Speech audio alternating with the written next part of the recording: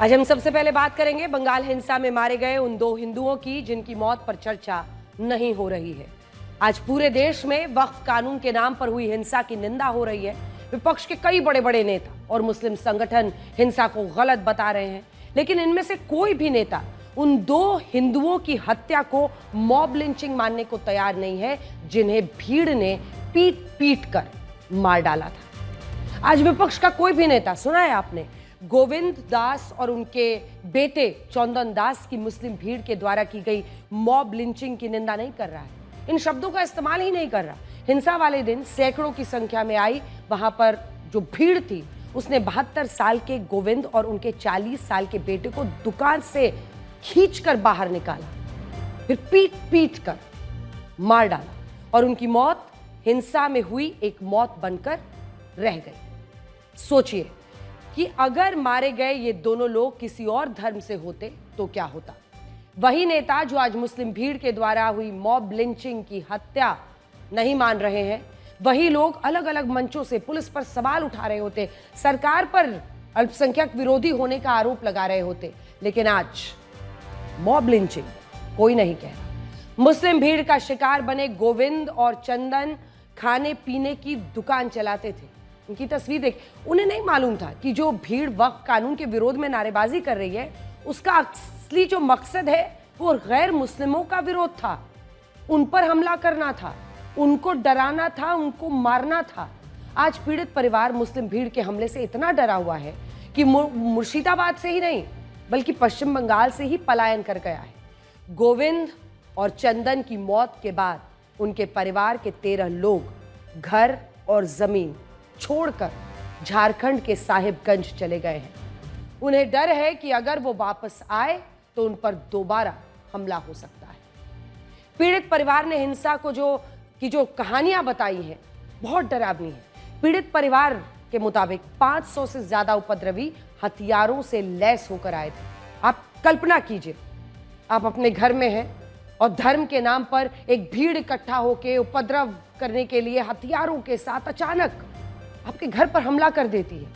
उन्होंने गोविंद और चंदन को दुकान से खींचकर बाहर निकाला और फिर हत्या कर दी। पीड़ित परिवार के मुताबिक उपद्रवी यही नहीं रुके, बल्कि उन्होंने आसपास की दुकानों मकानों को भी तोड़ दिया, हिंदू महिलाओं से अभद्रता की। गोविंद और चंदन की मौत ने देश में होने वाली तुष्टीकरण की राजनीति का चरित्र दिखाया है और आज हम आपको उनके परिवार का दर्द सुनाना चाहते हैं। আমি ধুলিয়ান থেকে এসেছি।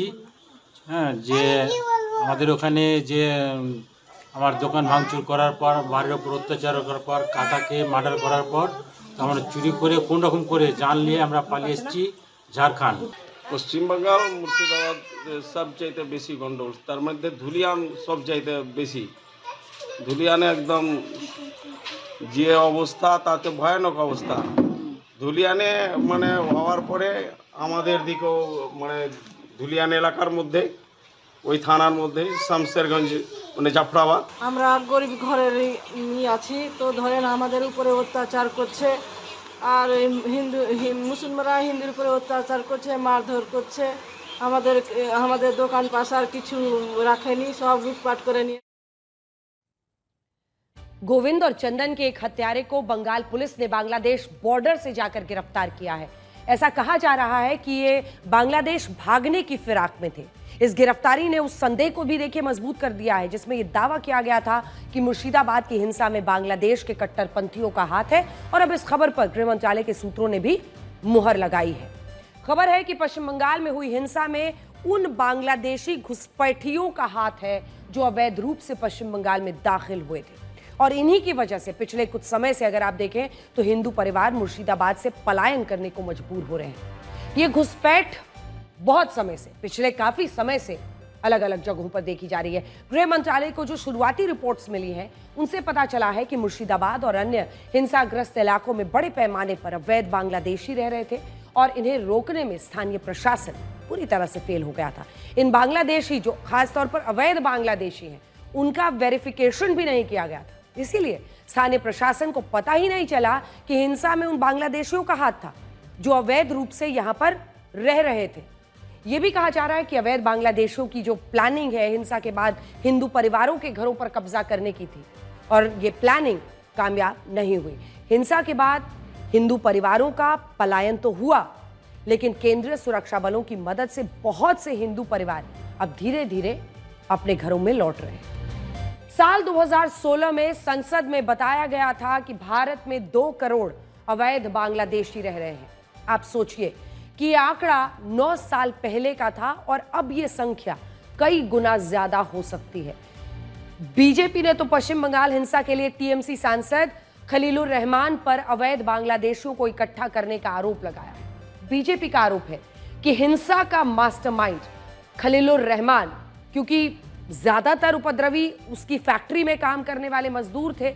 ऐसे में सवाल यह है कि क्या जानबूझकर वो अवैध बांग्लादेशी घुसपैठियों से काम कराने के लालच में इस मुद्दे पर सबकी नजरों पर पट्टी बांध रहा था, कोशिश कर रहा था कि वो आराम से यहां पर घुस जाएं, अलग अलग जगहों पर रहें। देखिए, मुर्शिदाबाद के दुलियान में सबसे ज्यादा हिंसा हुई है और बीजेपी का आरोप है कि यहीं पर खलीलुर रहमान की फैक्ट्री है, जिसमें 3 से 4 हजार जो है वो बांग्लादेशी मजदूर काम करते हैं। 3 से 4 हजार बांग्लादेशी मजदूर अगर काम करते हैं, इन्हीं मजदूरों को हिंसा के लिए कहा गया। आरोप यह भी है कि उपद्रवियों को निर्देश दिए गए कि पश्चिम बंगाल के हिंदू मूर्तिकारों को निशाना बनाने के लिए आप आगे बढ़िए। अब देखिए, रामनवमी के पहले से ही पूरा बंगाल में उत्तेजना फैलाना, भय का वातावरण बना करके हिंदू को घर में बंद करने की जो साजिश रची थी वो सफल नहीं हुई। मोथाबाड़ी में हो, मुर्शिदाबाद के झाओबना में, जंगीपुर में, हुगली, श्रीरामपुर में, मेदिनीपुर में जगह जगह उत्तेजना और हिंसा का वातावरण बनाया गया कि रामनवमी का उत्सव ना मनाए हिंदू, लेकिन हिंदू दुगना ज्यादा शक्ति से उत्सव मनाया, जवाब दिया है। इसलिए जहां जहां हिंदू कम संख्यक है वहां जानबूझ करके उत्तेजना फैला करके लोगों को डराना, धमकाना और वहां से निकालना, उसको बांग्लादेश बनाने का जो साजिश चल रही है, ममता सरकार उसको मदद कर रही है। और ये जो भयानक स्थिति बंगाल में बना के रखा है, पूरे बंगाल के लोगों को मैं अनुरोध करूंगा कि आप एक बार देखिए कि क्या स्थिति बना के इन लोगों ने रख दी है। ममता बनर्जी ने लंदन बनाएंगे बोला था, कोलकाता को। लंदन तो छोड़िए, ये तो अलकायदा का जगह बना दिया, बांग्लादेश बना दिया। देखिए, हिंदू पलायन बिल्कुल नहीं कर रहे हैं, ये पलायन करवा रहे हैं जानबूझ करके, एक माहौल खराब कर रहे हैं ताकि वहाँ पर राष्ट्रपति शासन लग जाए। मैं बता दूं, जहाँ जहाँ हिंसा हो रही है ना, आज से नहीं, अंग्रेज़ों के ज़माने से, प्रशासन और हुक्मरान जनरल डायर के ज़माने से ये चाहते हैं कि कुछ न कुछ छोटी मोटी हो, अपना प्रोटेस्ट हो और छोटी मोटी हिंसा हो जाए, और उस हिंसा के बहाने से अपना पूरा बल प्रशासन का, पूरी ताकत, पूरी पुलिस सबको लगा करके ये एक बड़ी हिंसा दिखाकर बहुत से लोगों का हौसला तोड़ दें। जैसे आपने रामायण का एक पार्ट देखा है ना, ताड़का का, वैसे ही ममता बनर्जी ताड़का का पार्ट वहां अदा कर रही है, मुख्यमंत्री के रूप में नहीं है। वो बार बार बोल रहे हैं ये पॉलिटिक्स बंगाल में नहीं चलेगा। मोदी जब से बैठा है तो वो तो मुसलमानों के खून से होली ही खेलना चाहता है। पश्चिम बंगाल के हिंसाग्रस्त इलाकों की स्थिति यह है कि अब पलायन कर चुके हिंदू जो परिवार हैं वो वापस लौटने में अब डर रहे हैं। मुर्शिदाबाद से जो हिंदू पलायन करके मालदा गए, मालदा के शरणार्थी शिविरों में गए थे, उनको डर है कि वापसी के बाद उन पर फिर से हमला हो सकता है।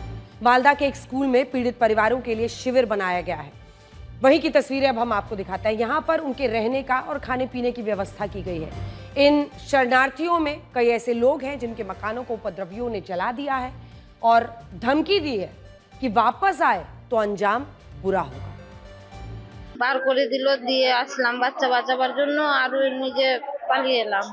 বাড়ি পুড়িয়ে দিয়েছে, গ্যাস ছেড়ে দিচ্ছে, দিয়ে বাড়ি পুড়িয়ে দিচ্ছে, ট্যাঙ্কিতে বিষ মিশিয়ে দিয়েছে। কি খেয়ে থাকবো আর থাকবো, বাঁচবো, বম ফুটিয়ে দিচ্ছে।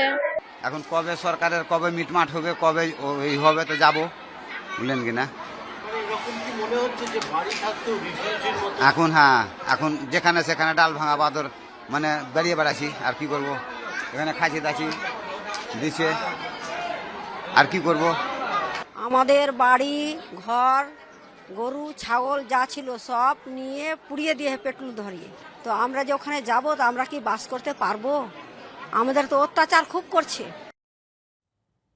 पश्चिम बंगाल में जिस पैमाने पर हिंसा हुई है, अगर उसी तरह की हिंसा आप सोचिए उत्तर प्रदेश में होती तो गलियों में, चौराहों पर उपद्रवियों के पोस्टर अब तक छप गए होते। यूपी में हिंसा की कई घटनाओं में यह देखा गया है कि योगी सरकार ने इस तरह से सीसीटीवी की फुटेज को निकाला, उनके ग्रैब्स लिए, तस्वीरें निकाली उपद्रवियों की, और सीसीटीवी की मदद से मिली तस्वीरों से उपद्रवियों की पहचान करके उनसे ही नुकसान की वसूली करती है। इसी तरह के शासन की मांग आज पश्चिम बंगाल के हिंसाग्रस्त इलाकों के लोग कर रहे हैं। हालांकि आपको बता दें, उत्तर प्रदेश में जब जब बात होती है तो संभल मॉडल की चर्चा होती है। संभल में हिंसा हुई, संभल में पत्थरबाजी हुई, लेकिन तब जब वहां पर ईदगाह की सर्वे करने के लिए एएसआई की टीम पहुंची। अब देखिए, वजह यह है कि आज उपद्रवियों के खिलाफ लोग योगी मॉडल वाली कार्रवाई चाहते हैं ताकि भविष्य में उपद्रवी हिंसा करने से जरा सा डरे। योगी आदित्यनाथ ने आज कहा कि दंगाइयों का इलाज डंडे से ही हो सकता है, और पश्चिम बंगाल की मुख्यमंत्री उपद्रवियों पर इसलिए चुप है क्योंकि वो उन्हें शांति दूत कहती है। आप देख रहे होंगे बंगाल जल रहा है, वहां की मुख्यमंत्री चुप है, दंगाइयों को शांति दूत कहती है। अरे लातों के भूत बातों से कहां मानने वाले हैं, लेकिन सेकुलरिज्म के नाम पर इन लोगों ने दंगाइयों को दंगा करने की पूरी छूट दे रखी है। पूरा मुर्शिदाबाद पिछले एक सप्ताह से चल रहा है, सरकार मौन है।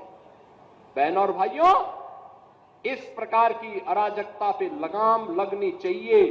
जी इलेक्शन हम लोग सही तरीका से जनमत हम लोग को नहीं मिला तो क्या किया जाए, तो कुछ साजिश, कुछ कॉन्स्पिरेसी तैयार किया जाए। एक है बहुत सारी पैसा खर्च किया गया और नेशनल एजेंसी को काम में लगाया गया।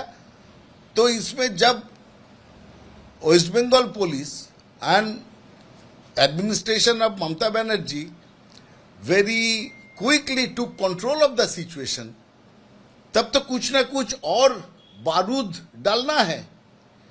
योगी आदित्यनाथ का ये बयान तो वो बारूद का काम करेगा, ये सब साजिश है। अब आपको वक्फ की उन संपत्तियों के बारे में भी जानना चाहिए जिन्हें लेकर बने कानून के विरोध के नाम पर ये सब कुछ जो आप देख रहे हैं, ये सब हो रहा है। आज उन लोगों का दर्द कोई नहीं जानना चाहता है जिनकी जमीनों पर वक्फ के नाम पर कब्जा कर लिया गया। जब आप इन लोगों से मिलेंगे तो समझ पाएंगे कि वक्फ कानून में संशोधन क्यों जरूरी था। सच ये है कि संशोधन से पहले वक्फ के नाम पर मनमानी चल रही थी। कहीं मुतवल्ली को आप देखिए तो मिली भगत से जमीनों को जो है वो बिल्डर्स को बेच दिया गया था, कहीं पर माफियाओं ने वक्फ की जमीनों पर पूरी तरह से कब्जा कर लिया था। कितने ही परिवार अपनी जमीनों के कागज लेकर वक्फ ट्रिब्यूनल की चक्कर काटते रह गए, लेकिन मजाल है कि उनकी संपत्तियां उन्हें वापस मिल जाएं। आज वक्फ कानून का विरोध करने वालों को यह रिपोर्ट जरूर देखनी चाहिए।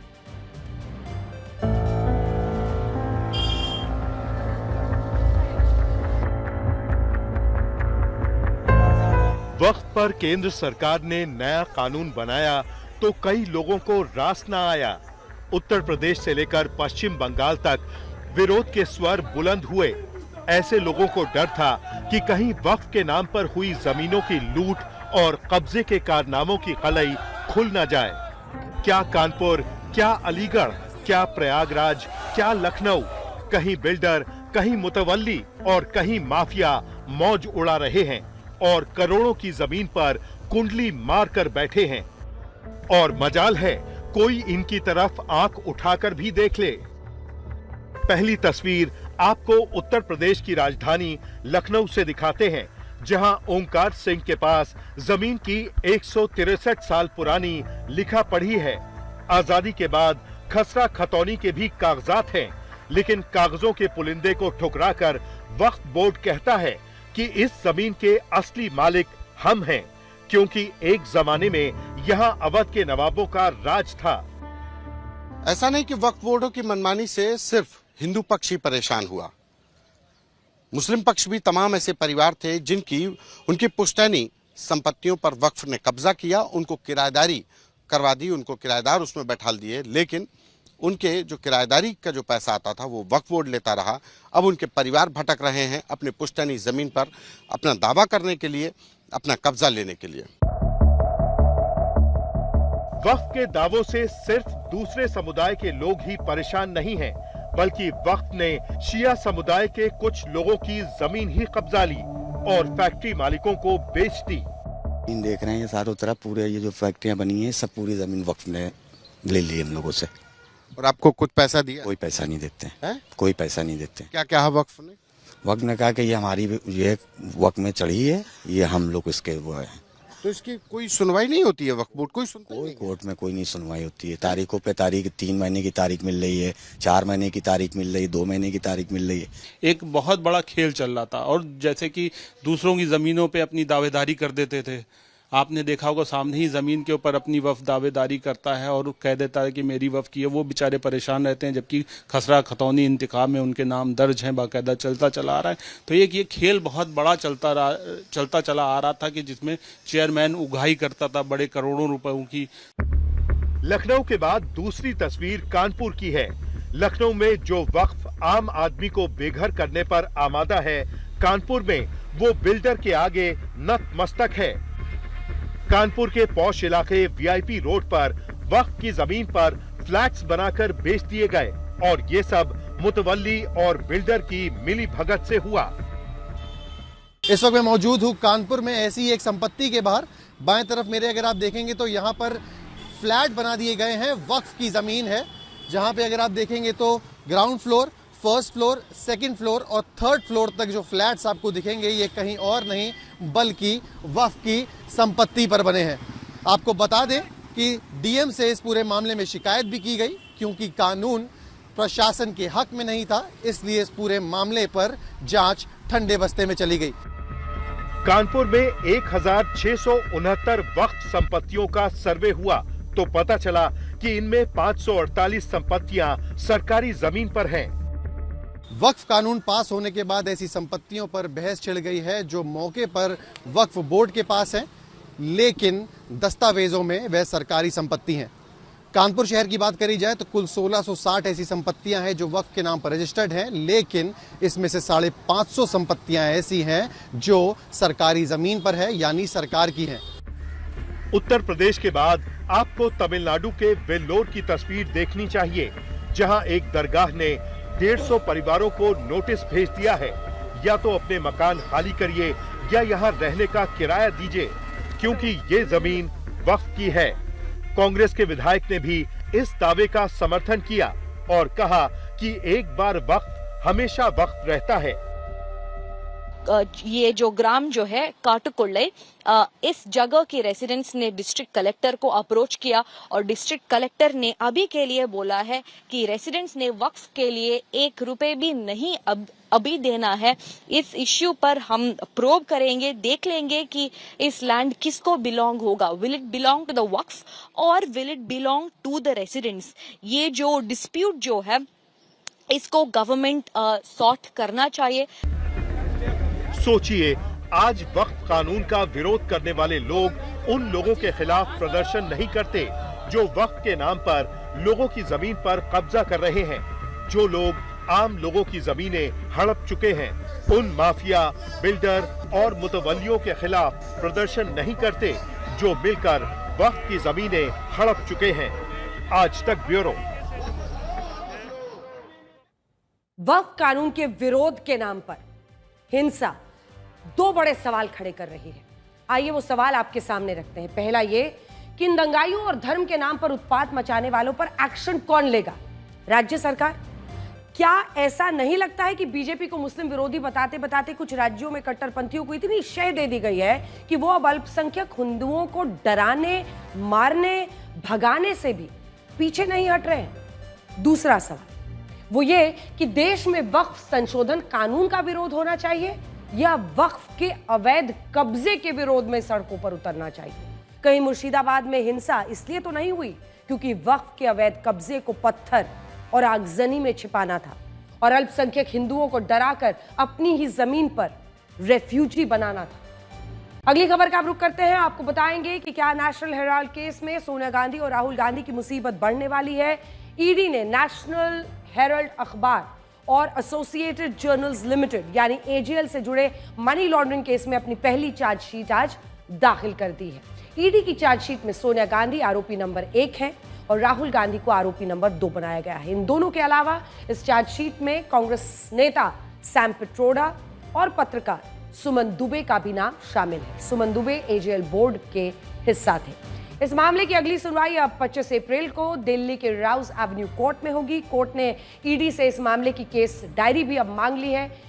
केस डायरी जरा आपको बता दें क्या है। केस डायरी किसी आपराधिक मामले की दैनिक जांच, डेली इन्वेस्टिगेशन का एक बाकायदा रिकॉर्ड होता है और केस डायरी से ही पता चलेगा कि अभी तक क्या क्या रोजाना किया गया है या जांच में क्या कुछ कब कब किया गया है। देखिए, नेशनल हेराल्ड वो मामला है जिसे रद्द कराने के लिए राहुल गांधी और सोनिया गांधी ने फरवरी 2016 में सुप्रीम कोर्ट में एक याचिका लगाई थी, जिसे बाद में सुप्रीम कोर्ट ने खारिज कर दिया था। नेशनल हेराल्ड केस में सोनिया गांधी और राहुल गांधी जमानत पर हैं। दोनों को दिल्ली की एक अदालत से साल 2015 में इसी मुद्दे पर, इसी मामले में जमानत मिली हुई है। अब आप ये देखिए कि ये नेशनल हेराल्ड का पूरा मामला है क्या। वर्ष 1938 में पंडित जवाहरलाल नेहरू ने एक अखबार शुरू किया था जिसका नाम था नेशनल हेराल्ड। शुरुआत में इस अखबार को कांग्रेस और गांधी परिवार के प्रभाव वाली एक कंपनी एसोसिएटेड जर्नल्स लिमिटेड यानी एजेएल चलाती थी। धीरे धीरे नेशनल हेराल्ड का घाटा बढ़ता गया। साल 2008 में घाटे की वजह से इसे बंद करना पड़ा। उस वक्त नेशनल हेराल्ड को चलाने वाली एजेएल कंपनी के पास करीब 2000 करोड़ रुपए की संपत्तियां मौजूद थी। जो नेशनल हेराल्ड को चलाने वाली कंपनी थी, जो आप एजेएल बार बार देख रहे हैं, उनके पास जो रियल एस्टेट अलग अलग जगहों पर संपत्तियां थी, उसकी कुल कीमत थी 2000 करोड़ रुपए। आरोपों के मुताबिक उस समय कांग्रेस ने अपने पार्टी फंड से एजेएल को बिना ब्याज के 90 करोड़ रुपए का लोन दिया। इसके बाद सोनिया गांधी, राहुल गांधी ने यंग इंडियन लिमिटेड नाम से एक नई कंपनी बनाई और बाद में यही यंग इंडियन लिमिटेड को एजेएल को दिए गए लोन के बदले में कंपनी की 99% हिस्सेदारी मिल गई। अब इसी कंपनी में अगर आप देखेंगे 38% शेयर्स हैं सोनिया गांधी और राहुल गांधी के। इस तरह से 90 करोड़ रुपए के लोन से एजेएल की 2000 करोड़ रुपए की संपत्तियां यंग इंडियन लिमिटेड कंपनी की हो गई। सूत्रों के मुताबिक ईडी ने अपनी चार्जशीट में बताया है कि एजेएल के 99% शेयर्स यंग इंडियन कंपनी ने केवल 50 लाख रुपए में ट्रांसफर करा लिए, जिसमें राहुल गांधी और सोनिया गांधी की बड़ी भूमिका थी। चार्जशीट में लिखा गया है कि यंग इंडियन को एक एनजीओ के रूप में रजिस्टर किया गया था, लेकिन जांच में पाया गया कि एनजीओ कोई सामाजिक या चैरिटेबल काम नहीं करती थी। 2017 में आईटी विभाग ने पाया कि यंग इंडियन ने एजेएल की संपत्ति लेकर 414 करोड़ रुपए से अधिक की टैक्स चोरी कर ली थी। यंग इंडियन लिमिटेड कंपनी में सोनिया गांधी और राहुल गांधी की 38% की हिस्सेदारी है, जबकि बाकी के जो 24% शेयर्स हैं वो कांग्रेस के ही दूसरे नेताओं के पास है। इस मामले में ईडी साल 2012 में राहुल गांधी से 5 दिन में 50 घंटे और फिर 3 दिन में सोनिया गांधी से वो 11 घंटे पूछताछ कर चुका है। अब आइए आपको बताते हैं, चार्जशीट दाखिल करने से कुछ ही दिन पहले ईडी ने इस मामले से जुड़ी कई संपत्तियों को जब्त करने की कार्रवाई की। 12 अप्रैल जब ईडी ने 661 करोड़ रुपए की अचल संपत्तियों को कब्जा में लेने के लिए एक बाकायदा नोटिस चिपकाया। इसमें दिल्ली के हेराल्ड हाउस के अलावा मुंबई हो, लखनऊ हो, इन तमाम जगहों पर जो ये एजेएल है ना, उस कंपनी की बिल्डिंग्स शामिल हैं। इससे पहले नवंबर 2023 में ईडी ने एजेएल के 90 करोड़ रुपए के शेयर्स को अपने कब्जे में ले लिया था। ईडी की चार्जशीट पर कांग्रेस नेता जयराम रमेश ने कहा कि नेशनल हेराल्ड की संपत्ति जब्त करना कानून के शासन की आड़ में सरकार द्वारा प्रायोजित अपराध है। सोनिया गांधी और राहुल गांधी के खिलाफ ये चार्जशीट बदले की राजनीति और प्रधानमंत्री मोदी की धमकी के अलावा कुछ नहीं है।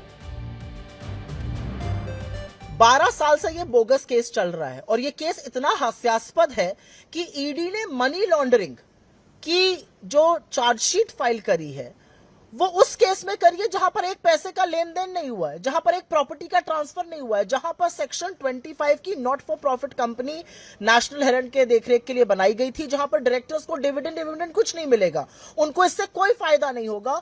ये विशुद्ध गंदी, भोंडी, सस्ती और बदले की भावना से की हुई राजनीति है। नरेंद्र मोदी जी को अगर ये लगता है कि वो इससे लोगों को डरा धमका लेंगे, होंगे वो कुछ लोग जो आपसे डर जाते होंगे। ये राहुल गांधी और सोनिया गांधी जी है, ये कांग्रेस पार्टी है, ये आपसे ना डरती है ना आपसे धमकती है, पूरी मुस्तैदी से आपसे लोगों के हक के लिए लड़ाई लड़ती रहेगी। कांग्रेस पार्टी को नस्तानाबूद करने की मोदी जी की साजिश है। ईडी तो इडियट है, जो मर्जी उसको कराया जा सकते हैं, उसमें हमें कोई परवाह नहीं, कोई फर्क नहीं पड़ता। बदले की भावना से भारतीय जनता पार्टी, बड़े खास करके अपोजिशन में काम करने वाले सभी पार्टियों के जो विरोधी पक्ष में हैं, उनको फंसाने की कोशिश करता है, लेकिन इससे कांग्रेस पार्टी कोई डरने वाली नहीं है। ये जो लोग भी करें, कांग्रेस पार्टी इससे दबाव में आने वाली नहीं है। नैतिक और तकनीकी दोनों आधारों के ऊपर कांग्रेस के यह दावे बहुत खोखले, आधारहीन और दुर्भावना से प्रेरित तथा जांच की प्रक्रिया को प्रभावित करने के विचार से प्रेरित दिखाई पड़ते हैं। नेशनल हेराल्ड केस एक बार फिर गांधी परिवार पर वज्रपात की तरह आया है और अब ईडी के चार्जशीट दाखिल करने के बाद मामला गंभीर हो चुका है। कांग्रेस पार्टी ने विरोध प्रदर्शन का ऐलान किया है, लेकिन भ्रष्टाचार के आरोप का यह फैसला सड़क से होगा या अदालत से? अगली खबर। अब हम आपको यह बताएंगे कि क्या मेड इन इंडिया से दुनिया में मेड इन चाइना की बादशाहत खत्म हो सकती है। ये बात बहुत कम लोग जानते हैं कि 1987 में भारत की अर्थव्यवस्था ने चीन को पीछे छोड़ दिया था। उस समय भारत की अर्थव्यवस्था 23,20,000 करोड़ रुपए की हो गई थी और चीन की अर्थव्यवस्था 22,70,000 करोड़ रुपए की थी। लेकिन इसके बाद चीन की अर्थव्यवस्था भारत से बहुत आगे निकल गई, जबकि भारत की अर्थव्यवस्था इसी दौर में लगातार संघर्ष करती रही। ऐसा इसलिए हुआ क्योंकि उस दौर में भारत जातिगत राजनीति में फंसा हुआ था और हमारे देश में मंडल आयोग की सिफारिशों को लेकर टकराव हो रहा था, जबकि चीन की सरकार मेड इन चाइना के एक बड़े मिशन पर काम कर रही थी। उस जमाने में भारत चीन से आगे होते हुए भी पिछड़ गया और चीन मैन्युफैक्चरिंग का ग्लोबल हब बन गया। लेकिन अब ग्लोबल मैन्युफैक्चरिंग में हमारा देश चीन की इस बादशाहत को चुनौती दे रहा है और अब टैरिफ वॉर के बीच दुनिया में मेड इन इंडिया की चर्चा होने लगी है। एक नई रिपोर्ट के मुताबिक दुनिया भर में हर 5 में से एक आईफोन अब भारत में बन रहा है। पिछले 1 साल में एप्पल कंपनी ने भारत में 1,92,000 करोड़ रुपए के आईफोन्स का भारत ने उत्पादन किया है। ये फाइनेंशियल ईयर 2023-24 यानी साल 2023-24 के मुकाबले 60% का इजाफा है। अब मौजूदा समय में एप्पल कंपनी के 20% आईफोन्स भारत में बन रहे हैं और अनुमान यह है कि अमेरिका और चीन के टैरिफ वॉर से ये उत्पादन भारत में और भी आने वाले वक्त में बढ़ सकता है। ये रिपोर्ट ऐसे समय में आई है जब इस साल भारत ने 2 लाख करोड़ रुपए के मोबाइल फोन्स दुनिया भर में एक्सपोर्ट किए हैं और इन आंकड़ों से पता चलता है कि अब दुनिया में मेड इन इंडिया का डंका बजने लगा है। जो भारत आज से कुछ साल पहले तक दुनिया में हथियारों का सबसे बड़ा खरीदार था, उसी भारत ने 2024-25 में 23,622 करोड़ रुपए के हथियार एक्सपोर्ट किए हैं और इसमें 12% की वृद्धि हुई है, एक इजाफा हुआ है जो देश भर में एक उम्मीद जगाता है। आज दुनिया के कई देश भारत में बने हथियारों को खरीदने के लिए सरकार से बात कर रहे हैं और फ्रांस जैसा देश, आप सोचिए, भारत में बने पिनाका रॉकेट सिस्टम को खरीदना चाहता है। और यहां बात सिर्फ हथियारों और मोबाइल फोन के उत्पादन की नहीं है। भारत ने जो वंदे भारत ट्रेन बनाई है उसे खरीदने के लिए कनाडा और मलेशिया समेत कई देशों ने हमारी सरकार से बात की है। आज दुनिया की 60% वैक्सीन मेड इन इंडिया है और इलेक्ट्रॉनिक इंडस्ट्री के क्षेत्र में भी भारत ने उत्पादन की क्षमता को तेजी से बढ़ाया है। सबसे बड़ी बात यह है कि भारत अब दुनिया के लिए सिर्फ एक बाजार बनकर नहीं रहना चाहता, बल्कि भारत दुनिया के बाजारों में अपना सामान बेचना चाहता है और इससे भारत का एक्सपोर्ट लगातार बढ़ रहा है। मेड इन इंडिया की इस कामयाबी में सरकार के मेक इन इंडिया अभियान की भी एक बड़ी भूमिका है, जिसे प्रधानमंत्री नरेंद्र मोदी ने सितंबर 2014 में लॉन्च किया था। इस अभियान का मकसद था भारत में मैन्युफैक्चरिंग को बढ़ावा देना, उसे आत्मनिर्भर बनाना। अब शायद भारत को इसमें सफलता मिलने लगी है और टैरिफ वॉर में अमेरिका और चीन के टकराव से भारत को फायदा हो सकता है। भारत के लिए मैन्युफैक्चरिंग का ग्लोबल हब बनना मुश्किल नहीं है, हम पहले भी ऐसा कर चुके हैं। एक जमाने में जब भारत को सोने की चिड़िया कहा जाता था, उस समय भारत की उत्पादन क्षमता पूरी दुनिया में सबसे ज्यादा थी। लेकिन बाद में ब्रिटिश हुकूमत ने भारत को इतना लूटा कि पहले हमने इंडस्ट्रियल रिवॉल्यूशन को मिस किया, बाद में कंप्यूटर क्रांति में भी भारत एक प्लेयर बनने के बजाय एक ग्राहक बनकर रहा। हालांकि अब ये स्थिति धीरे धीरे बदल रही है और मेड इन इंडिया की सफलता पूरी दुनिया देख रही है। हालांकि टैरिफ वॉर के कारण दुनिया में इतनी अस्थिरता है कि इससे कई देशों की अर्थव्यवस्था पर बुरा असर पड़ सकता है।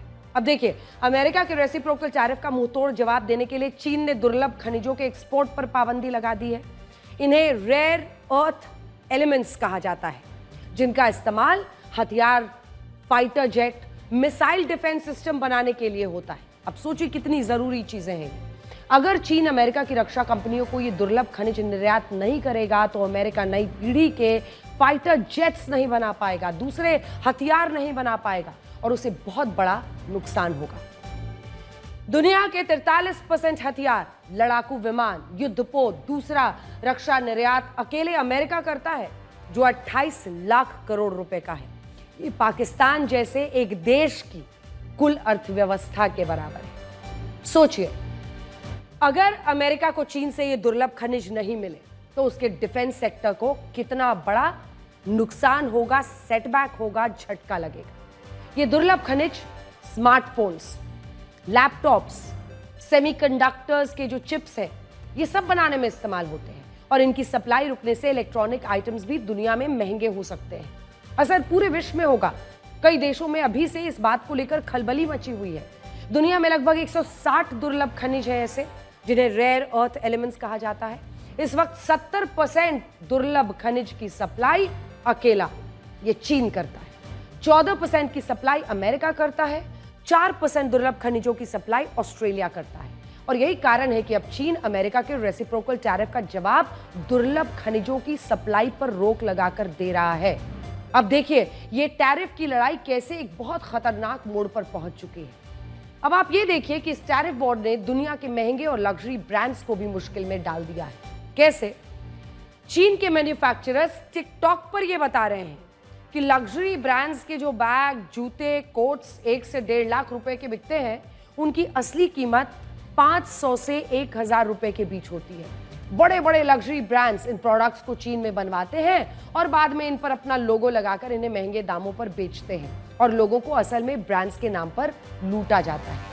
अब देखिए, ऐसा माना जा रहा है कि टिकटॉक पर तरह तरह का प्रोपेगेंडा भी चलाया जा रहा है, मीम्स बनाई जा रही है चीन की तरफ से, क्योंकि वो बदला लेना चाहते हैं। अमेरिका ने जो पाबंदियां लगाई है, जो रेसिप्रोकल टैरिफ्स में इजाफा किया है, उसके दबाव में आकर इस तरह की मीम्स खूब वायरल की जा रही हैं और पूरे चीन में, और जाहिर तौर पर चीन में जो इस वक्त मौजूदा सरकार है वो इस बात से खुश हो रही होगी और ये प्रोपेगेंडा चीन को सूट भी करता है।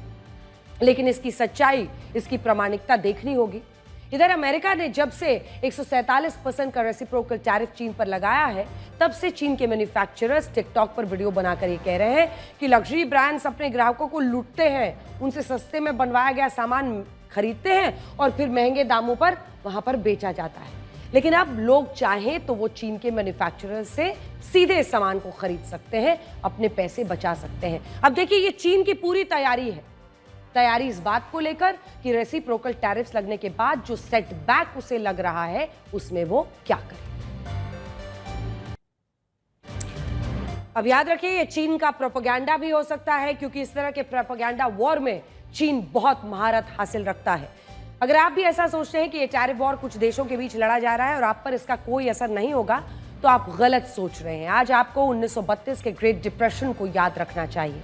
उस वक्त अमेरिका आर्थिक संकट से गुजर रहा था। इस सब के बीच उसने दूसरे देशों से इंपोर्ट होने वाले 20,000 प्रोडक्ट्स पर टैक्स बढ़ा दिया था, इसी तरह से जैसा कि आज डोनाल्ड ट्रंप की सरकार ने किया है। इस फैसले का जवाब बहुत सारे देशों ने अमेरिका के सामान पर टैक्स बढ़ा कर दिया था, जिससे अमेरिका का एक्सपोर्ट जो है वो 28 से 32% तक कम हो गया और ग्रेट डिप्रेशन के कारण सिर्फ अमेरिका में 1 करोड़ 28 लाख लोगों की नौकरियां चली गई थी और अब भी अमेरिका और दूसरे देशों में ऐसे ही हालात बन सकते हैं।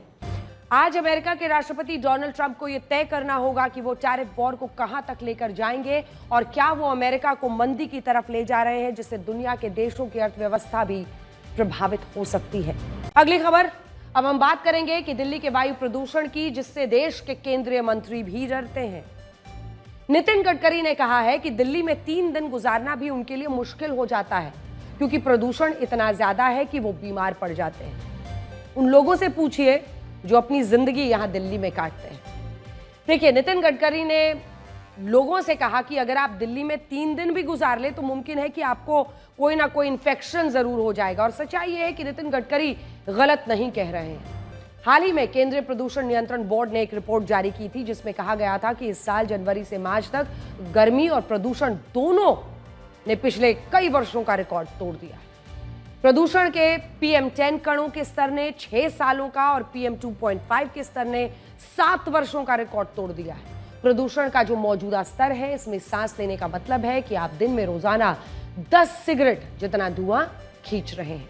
अगर आपको लगता है कि दिल्ली में केवल सर्दियों के मौसम में ही प्रदूषण होता है तो आप गलत हैं, क्योंकि गर्मियों में प्रदूषण के कण दिखते भले ना ही ना हो, लेकिन आपकी सेहत पर बुरा असर जरूर डालते।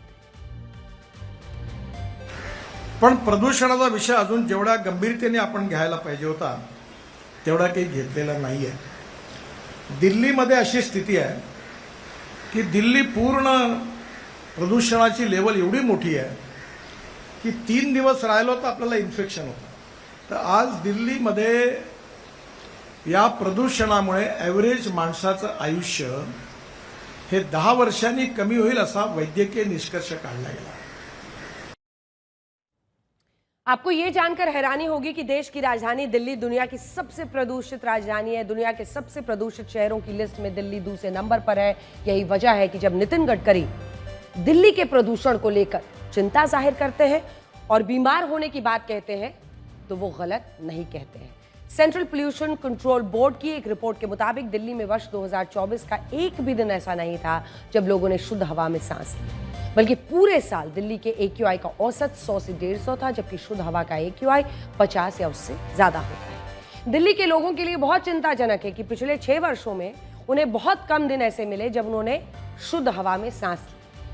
साल 2019 में 2 दिन, साल 2020 में 5 दिन, 2021 में 1 दिन, 2022 में 3 और 2023 में मात्र 1 दिन ऐसा था जब लोगों ने शुद्ध हवा में सांस ली। लेकिन वर्ष 2024 में उन्हें एक भी दिन शुद्ध हवा नहीं मिली। एक भी दिन ऐसा नसीब नहीं हुआ जब वो शुद्ध हवा में सांस ले सके, बल्कि इसमें 155 दिन तो ऐसे थे जब हवा की गुणवत्ता बहुत खराब या खतरनाक की श्रेणी में डाली गई थी। ब्रिटेन के एक मेडिकल जर्नल के मुताबिक भारत में हर साल करीब 22 लाख लोगों की मौत प्रदूषण की वजह से हो रही है। जो AIR है, जो AQI है, उसकी रिपोर्ट, माफ कीजिएगा, IQ-AIR की रिपोर्ट के मुताबिक दुनिया के टॉप 5 प्रदूषित देशों की लिस्ट में भारत 5वें नंबर पर है और उससे ऊपर 4 बांग्लादेश, पाकिस्तान और कांगो जैसे देश हैं। अब ये सोचने वाली बात है कि जिन देशों की अर्थव्यवस्था हमसे बहुत पीछे है, वहां की हवा भारत के मुकाबले साफ है, जबकि भारत दुनिया की 5वीं बड़ी अर्थव्यवस्था है और हम प्रदूषित हवा में सांस लेते हैं। वैसे आप में से बहुत सारे लोग ये सोचते होंगे कि आप पर प्रदूषण का कोई असर नहीं होगा क्योंकि आप दिल्ली में नहीं रहते हैं, लेकिन सच ये है कि प्रदूषण की समस्या सिर्फ दिल्ली, मुंबई जैसे बड़े शहरों तक सीमित नहीं है, बल्कि देश के छोटे छोटे शहर भी प्रदूषण की हवा सांस लेने को मजबूर है। IQ-AIR की इसी रिपोर्ट में बताया गया है कि वायु प्रदूषण ने भारत के छोटे छोटे शहरों को भी बंधक बना लिया। जो लोग ये कहते हैं कि गांव की हवा शहरों से ज्यादा साफ है, वो ये जान लें कि दुनिया के सबसे प्रदूषित 50 शहरों में से 30 शहर, 30 आउट ऑफ 50 शहर भारत के हैं और इनमें से ज्यादातर छोटे शहर हैं जिनको लेकर कहा जाता है कि वहां की हवा साफ रहती है। दुनिया के सबसे प्रदूषित शहरों में दिल्ली के अलावा असम का बर्नीहाट, पंजाब का मुल्लापुर, हरियाणा के फरीदाबाद और गुरुग्राम, यूपी के गाजियाबाद, लोनी, ग्रेटर नोएडा, नोएडा और मुजफ्फरनगर शामिल है। इसमें राजस्थान का भिवाड़ी, श्रीगंगानगर और हनुमानगढ़ भी शामिल है। आप सोचिए कि प्रदूषण अब केवल बड़े शहरों में ही नहीं, छोटे छोटे शहरों में भी फैल चुका है और कुछ इलाके तो ऐसे हैं जहां भी विकास भी सही से नहीं पहुंच पाया, लेकिन प्रदूषण उससे पहले पहुंच गया है। एक विश्लेषण ऐसे लोगों के लिए करेंगे जो बिल्कुल भी देख नहीं सकते। हमारी ये रिपोर्ट देखकर दृष्टिहीन लोगों को रोशनी की एक किरण दिखाई देगी। बिल्कुल अंजना 2.0, क्या तुम्हारे पास कोई ऐसी तकनीक है जिससे अगर वाकई अंधेरे में दुनिया उनकी डूबी हुई है तो जो दिव्यांग है हमारे, कुछ रंग वहां पर भरे जा सके?